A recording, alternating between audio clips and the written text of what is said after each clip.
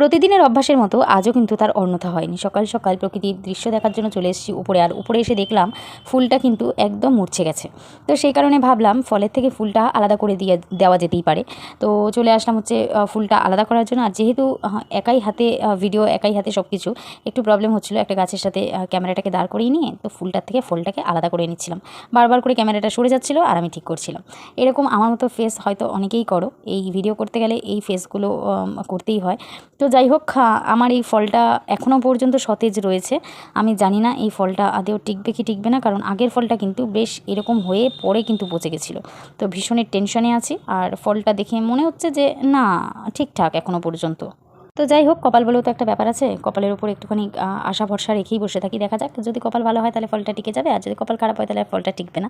তো সেটার উপর বেশি টেনশন না নিয়ে আপাতত উপভোগ করি এই ফলটা। নেক্সট আপডেট নিয়ে নেক্সট ভিডিওতে তোমাদের সাথে দেখা হচ্ছে। চলো বাই।